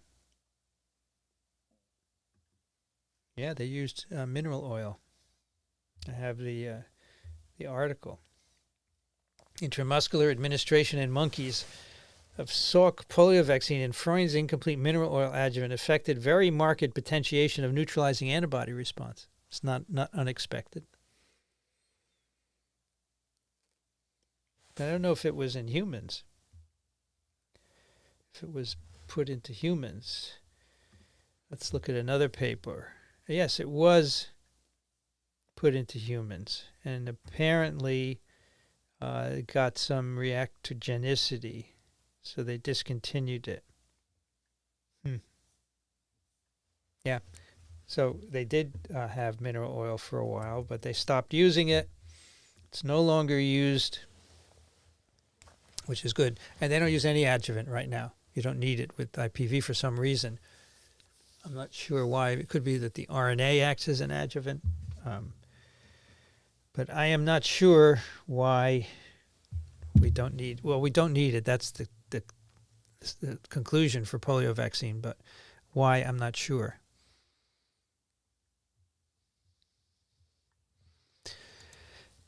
Could you please elaborate on Amy's comment about another COVID-19 booster taking up so much space in our immune system that it might not see another threat? I'm not sure what she means by that. So another booster is not going to be a problem like that. But if you get them every 6 months, So the idea would be that you would engage all the B cells that you have. That's unlikely. You got a lot of B cells, and only a fraction of them are going to be reactive to boosters.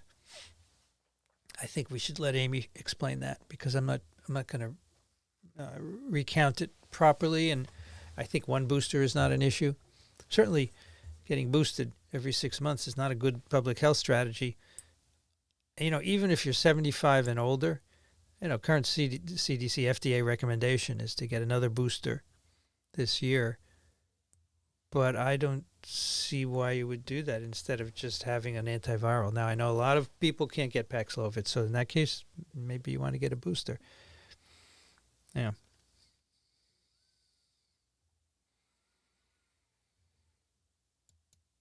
Three Nature papers recently out suggesting AAV2 is associated with pediatric hepatitis. Can you do them on TWIV? We already did, actually.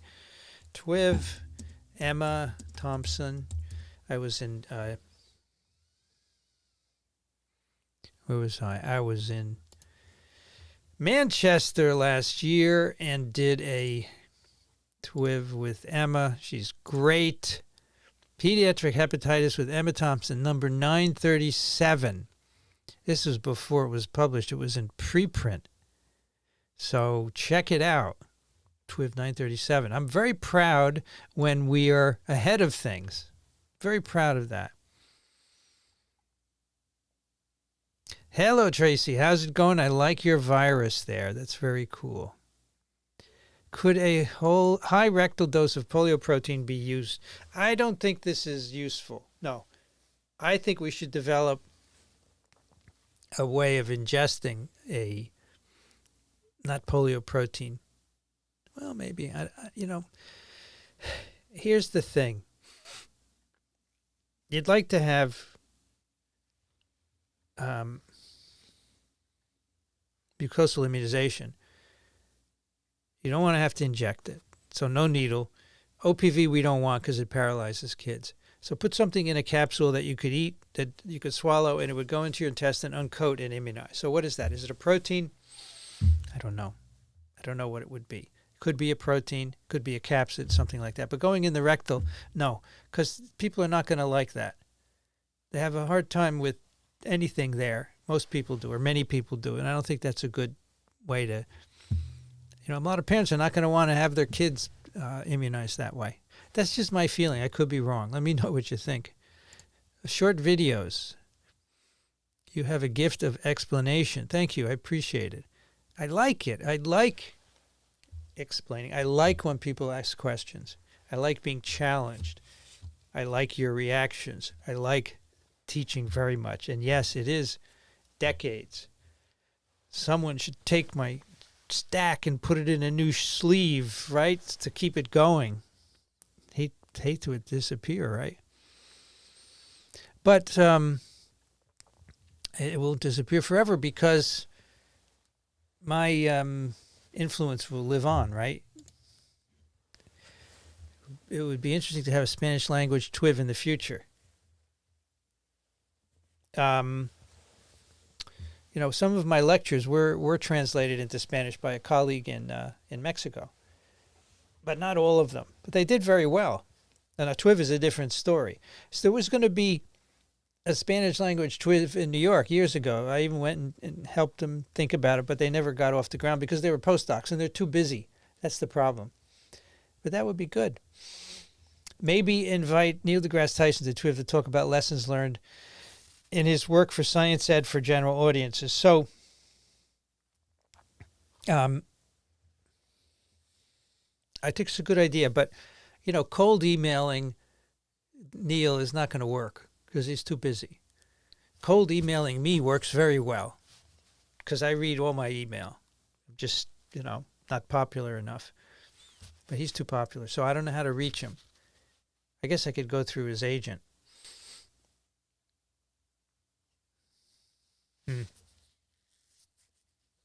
I need a PA to do this stuff for me, right?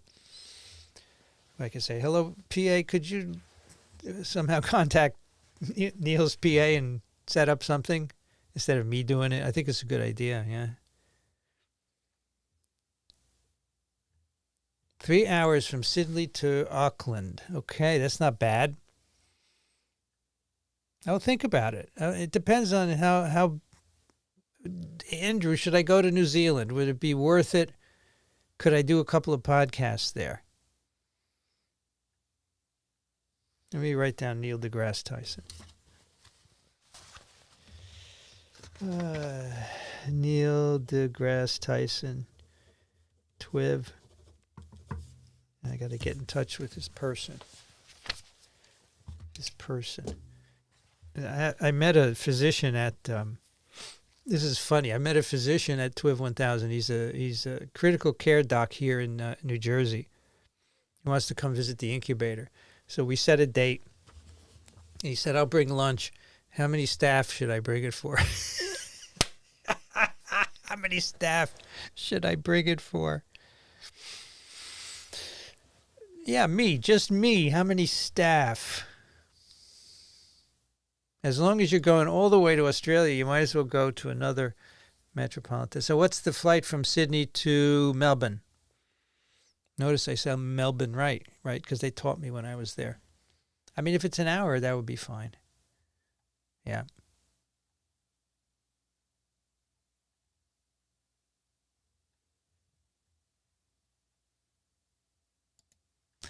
What impact, if any, did the 2012 Cambridge Declaration on Consciousness have on virology research? Cambridge Declaration on Consciousness. Oh, that was cognitive neuroscientists, etc., gathered to assess the neurobiological substrates of conscious experience.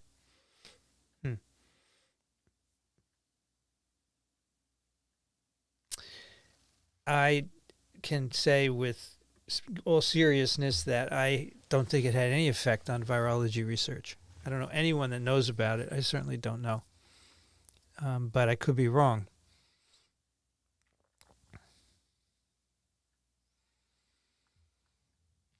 I feel it's fair to say NOPV is less bad than OPV, I think you meant, and way less bad than polio, but those kids aren't less paralyzed, so you can't really say it's good. Yeah, that's the point. They're paralyzed, and why should we paralyze kids? You know, we have vaccines that cause myocarditis, and people get very upset about that, even though it's mostly treatable, right? So I don't think we should paralyze any kids any longer.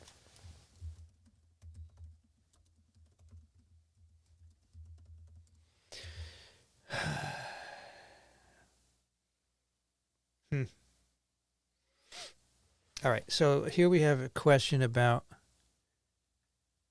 prions. I think you need heat to 700 F to remove. So I found an inactivation protocol. Autoclave 134 C, 18 minutes with sodium hydroxide for an hour. SDS 30%, 100 degrees, and sodium hypochlorite 20,000 parts per milliliter, 20 degrees is recommended. So there are some ways to inactivate it. But it is highly resistant and difficult to inactivate. And UV does not inactivate. It will eventually if you give it a ton of UV. But that would also destroy other things. I just remember there was a prion contamination in an emergency room. Where a guy came and he shot himself and his brains went all over the emergency room. And they had to throw out hundreds of thousands of dollars worth of equipment because they couldn't decontaminate it. Okay. So, autoclaving is not going to work for a huge piece of machinery because you can't get it in the autoclave. And there's nothing you can wipe that would do it. Medically, they use ozone and steam temperatures. Okay, but what about a big piece of equipment? I can't see how they're going to do that.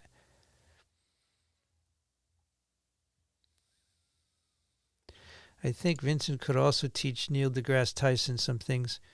Thank you so much. I appreciate the confidence, but he's done much better than me. He has a better voice. He's dramatic, and everybody likes space. Not everybody likes viruses. just you guys here. Well, how many do we have? 242, 225 likes. Not bad. Can't complain. I think it's the usual suspects now. All the other folks have gone, but that's okay. I'm good with you.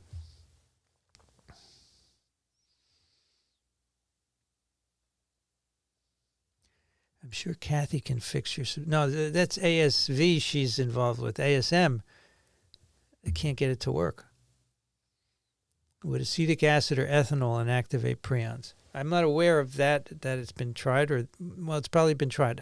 In the protocols I just looked up, and you could just Google it, and a bunch will come up. Nope. Nope.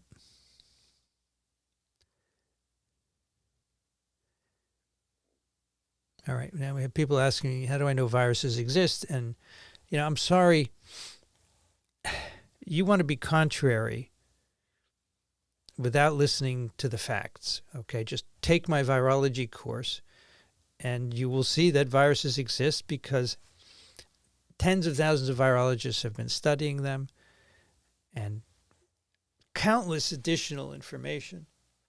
So, with all due respect to your disrespectful question, I just can't answer that because it's not asked in good faith. You're being a bad faith actor right now and trying to stir up controversy. There's no question that viruses exist. I've built my whole career on viruses. You think I would have a career for something that doesn't exist? Maybe in other careers people can do that, but not me. I have to write a good grant, which is based on good results to do research. And if you don't,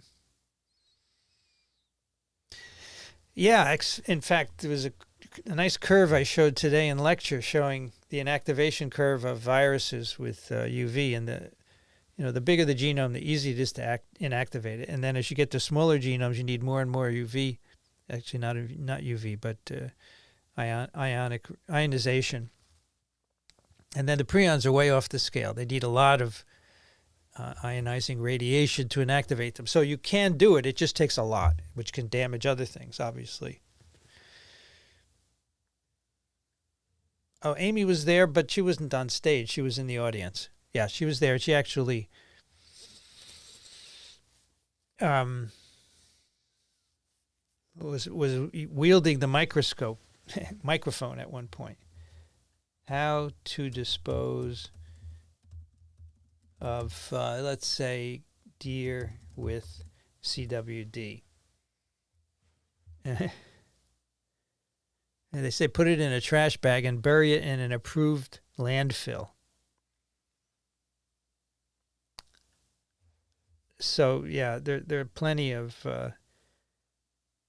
New York State Department of Environmental, whatever, they say put it in a trash bag. I guess that's the best way. Instead of burning it, you're just going to go up in smoke, right? Was there any progress with far UV as a safe way of reducing virus in buildings? Yeah, actually, we had the guy on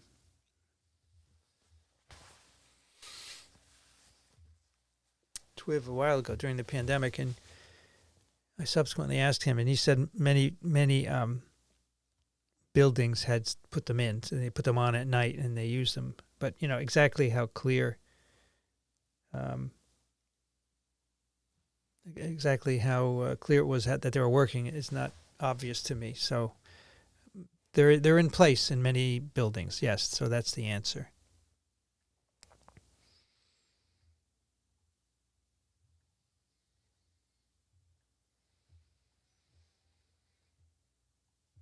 More questions about whether viruses exist, which are just, if I thought you were asking in good faith, I would answer them. But you're not. The reason the USA flops is because of the independence of states from central government. Yeah, I think, we're 50 countries. I think I said that a long time ago. Yep. Geneva doesn't have good bagels, but it does have good chocolate. So what would happen if we gave up on OPV except for ring vaccination and intensive waste surveillance to detect outbreaks? I don't think you could do enough waste surveillance. Ring vaccination is useless because you have one paralyzed case and there's 100 other people walking around who are infected but not paralyzed. So intensive waste surveillance, I don't think you could do enough surveillance to make sure it wasn't there. So I think you need to use some kind of inactivated vaccine. Should we develop a H5N1 vaccine for pigs to prevent a human spillover? Well, there's a vaccine for chickens, right? But chickens aren't the only birds that carry them. The problem is a lot of wild birds carry them around. So it's not just the pigs. So I don't think it's going to solve the problem.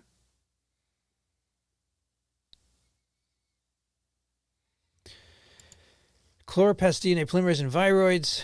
You and Rich Kathy Fauci would really be a conversation. The old Fauci twibs are good. I think they're good. We should have them back. I was, thinking of having them at 1,000, but I really wanted it to focus on us. I thought you'd find it funny to hear that a fictional virologist in one of my favorite games actually attended Columbia U in a time frame where you would have been his professor. That's funny. Good. What's the game? Well, in the pandemic, Australia became different countries also. So much for you say we all Australian, except in a pandemic. Okay. Sorry about that. Yes, and there was a pandemic plan that was gutted. That's correct. So, you have to vote for what you think is correct. Mm-hmm. Do I think toenail fungus could be cured by an RNA vaccine? I don't know. You would have to give this intramuscularly and hope that antibody. Well, I don't think it's going to be antibodies that are involved. I think it's going to be T cells. So if they induce T cells, it could be. It could be.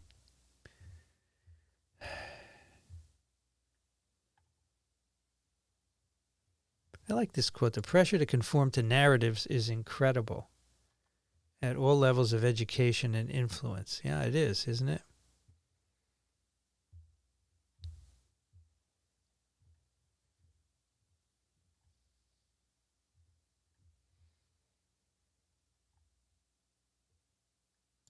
Have I been to the Great Barrier Reef? No, I have not. I have not been.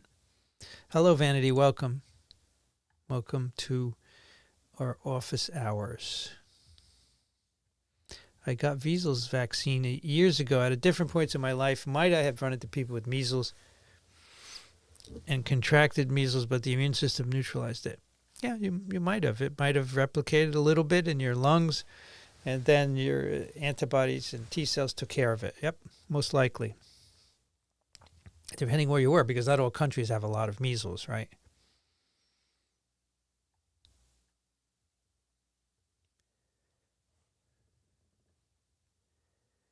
The S2M element, yes, stem loop is 41 nucleotides. Many viruses have it. Supposed to be conserved at the beginning of the pandemic. Now it's less than 1%, so it's varying, yeah. Okay. I haven't followed the stem loop story in SARS-CoV-2.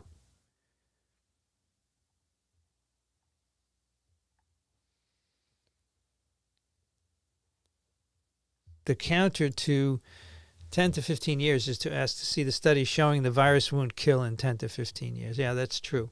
But I don't know. They're both hard questions to answer, right?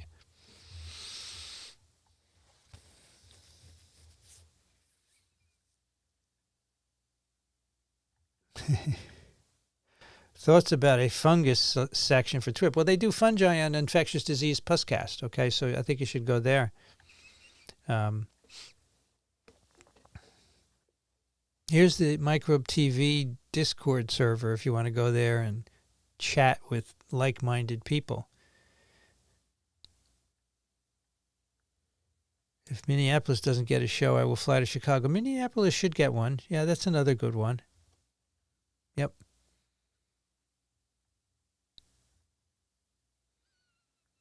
Have a live pod with Eddie.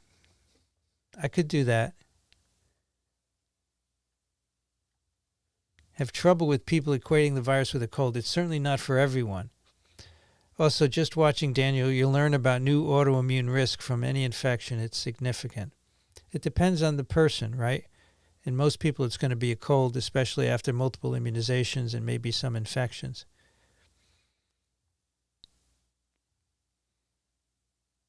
One of your Twixers is at Cornell. That's Cindy Leifer. Yeah. We have TED Talks in Vancouver all the time. Come on over. They sell out at outrageous prices. Well, we would have to get some fundraising out of that, right? So it might be outrageous also. I don't know what people would tolerate. You know, we charged $100 for TWIV 1000. Many people gave more because they thought it wasn't enough. So I think for a fundraiser, we'd have to do more than 100. Otherwise, we're not going to make money. The point is to raise money for Microbe TV, right? The locals call it Pontchartrain. Pontchartrain. Okay. I was giving it the French. Pontchartrain. Got it. Got it. Okay, we'll do Jeopardy on TWIV. Absolutely. But I'm going to do it here next week as well, unless Rich is here. We could do it again next week for you guys. That was fun, right? Doreen, thank you for your contribution. Can you do a TWIV comparing social resistance to vaccine in the 50s to SARS-CoV-2? Sure. Let me write it down in my social resistance to vaccines, polio versus COVID. Okay, you got it.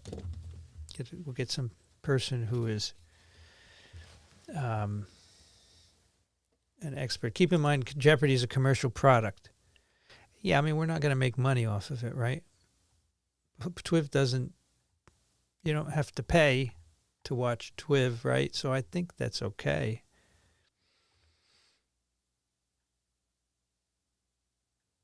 P.S. I'm a professor and use quiz game apps in live and online classes. If interested, we'll send links. Please.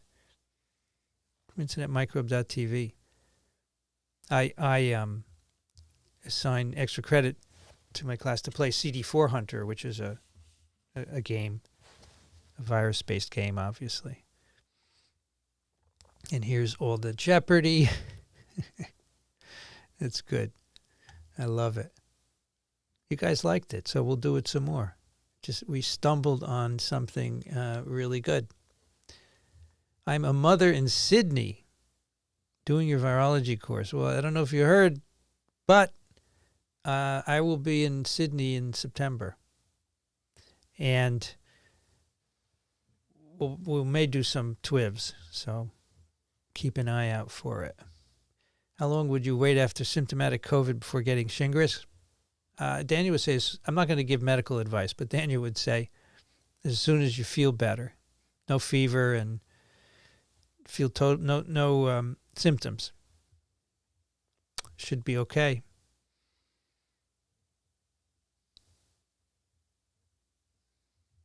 Omicron milder in non-vaccinated humans. Hong Kong may beg to differ. Yeah, I know. That's what I'm pointing out. I don't understand the animal data, how you can extrapolate directly, because they're doing something different. Yeah. How can we modify phages to enhance their efficacy in treating bacterial infections and overcome the problem of resistance? Cocktails are engineering. So you need a cocktail, I think. And the question is, how many different phages do you need? But another approach is, as the infection proceeds and evolves, then you can engineer new phages.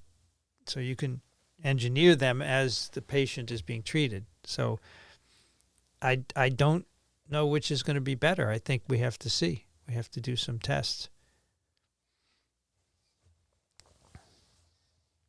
Listen to yesterday's FDA long COVID meeting. People described their symptoms and treatments. Medical community is guessing on treatment without basic virology, immunology research. That's right. And I think that the lack of a case definition is a problem. Okay, IBV replicates in the respiratory tract, kidneys, oviduct. They necropsy the chicken after vaccination, and IBV does find no infection or replication. False to claim no evidence for sterilizing immunity. Don't tell me it's false to claim no evidence, Kaz, because this is not evidence. You've written 2 sentences. I'm going to read the paper, and I'll tell you if it's evidence or not. All right? So this is being a little not nice to say false to claim. Anyway, I said humans, okay? In humans, there are no sterilizing vaccines. If this was done 16 weeks after immunization, there's still antibodies left from the vaccine. Okay, so that's, and maybe the chickens don't live past that age. So that's meaningless, because if they let them live longer, the antibodies would go down and they'd be infected. I don't know if you're understanding it either. Okay, here's Peter on Amy. I think she was talking about interrupting affinity maturation and the new target taking over focus. That could be. That would make more sense, right? Because you have B cells doing affinity maturation, making higher affinity antibodies. And now you have this new booster come in, and they're distracted from that, and they stop doing it. Absolutely. Absolutely. That's true. Yeah, an orally active polio mRNA vaccine. We mentioned that a couple of weeks ago when Amy was here. Appreciate that. Anyone here on DeGrasse Tyson's Patreon, they read their Patreon messages. Yeah, if they do, put a message saying, hey, Vincent wants to interview you. How should he do it? Sydney to Melbourne, 1 hour and 35. All right, I'm at Melbourne. I'm going, as I liked Melbourne very much. John, thank you for your donation through Venmo. If audience members also want to message Neil deGrasse Tyson, I'm guessing Star Talk has an email or contact method, and a bunch of us may make him take notice. You know, when you, everybody, if you have this email, please email him, because that's how I got on Lex Friedman. You guys all emailed, and I got on Lex Friedman because he noticed it. So email NDGT, folks. Please, thank you. I want him on Twiv. Eric, Lori has been on Star Talk multiple times. She may be able to connect you. That's another option. Lori Garrett. Neil deGrasse Tyson. Yeah, thank you, Eric. Appreciate it. Good to see you at 1,000. Vanity, I'm staff. You're right. You should be there Tuesday, May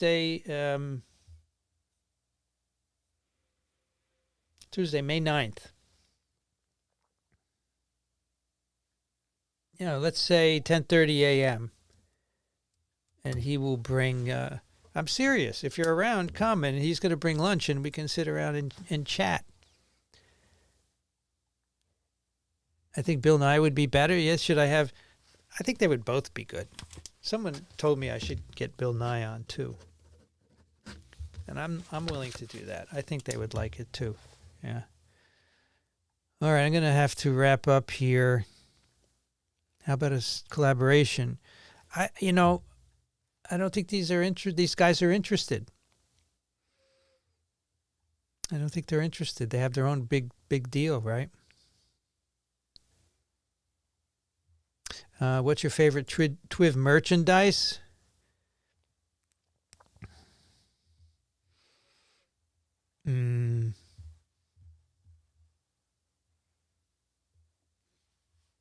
I have some caps, which are cool. I don't really wear caps. I think a hoodie. I think the hoodies are neat. I like those. But I'm going to redo the store. I'm going to go to the store that they use for the spike shirts and have them make select few things, because the quality is much nicer. And I'm working on that.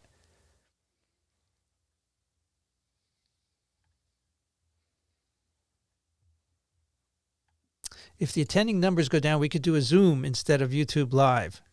Yeah, but YouTube, it gets out there, and I kind of like that, right? And I know the Zoom is instantaneous.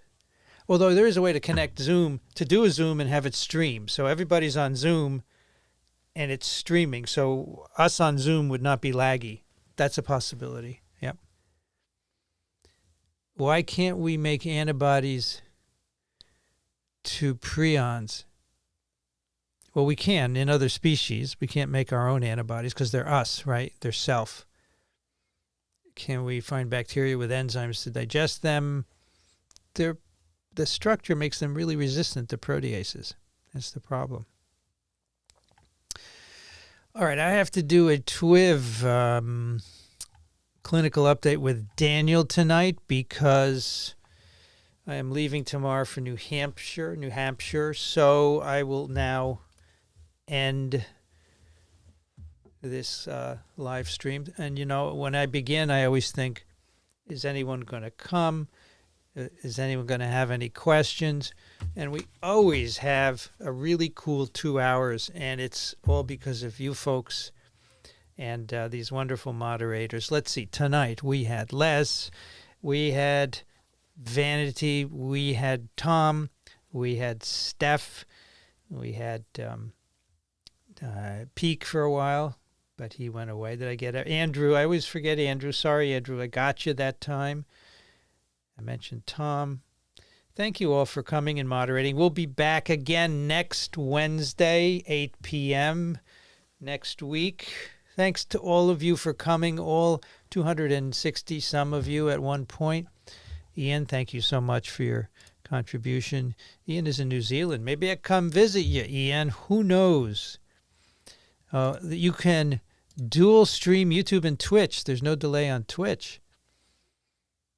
I'll have to look into it. If anybody has suggestions, Vincent@microbe.tv for suggestions on latency.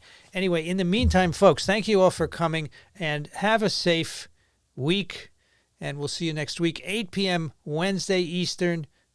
Be there or be square. Good night, everybody.